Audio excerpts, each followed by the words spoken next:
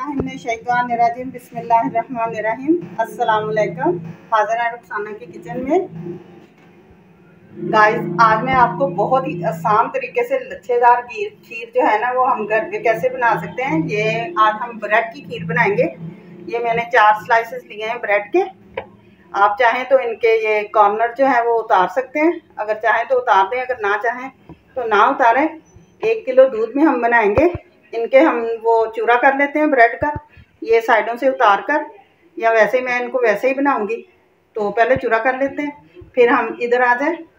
मैंने दूध रख दिया, 1 kg मेरा दूध है, ये गर्म होने के लिए रख दिया। तब तक हम ब्रेड का चूरा बना लेते हैं। चूरा बना लिया, थोड़े कुछ मोटे से हैं कुछ बारीक से हैं। इधर हम दूध को देख लेते हैं।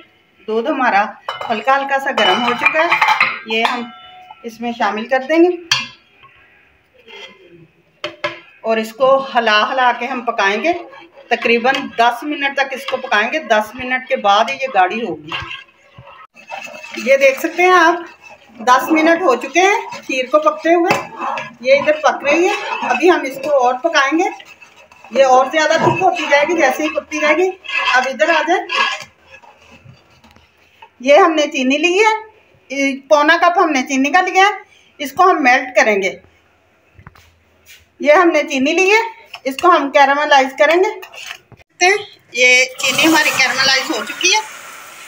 इसको हमने ज़्यादा डार्क की तरफ नहीं लेके जाना था, ताकि ये ज़्यादा डार्क की तरफ जाएगी तो ये कड़वा टेस्ट देगी, इसलिए हमने इसको लाइट सा गोल्डन ही रखा है। इसको मिक्स कर देते हैं।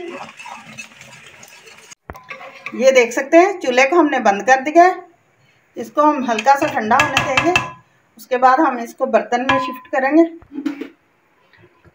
हल्का सा ठंडा हो गया है ये हमारी खीर। अब हम इस एक बाउल में शामिल कर लेंगे। ये ऊपर से थोड़े से बादाम हैं वो गार्निश कर देंगे।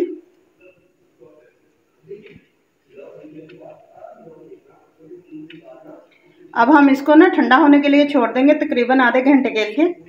उसके बाद मैं आपको ये देख सकते हैं खीर हमारी कितनी मज़े की बनकर तैयार हुई है। इसका कलर चेक करें, इसकी थिकनेस ये देखें।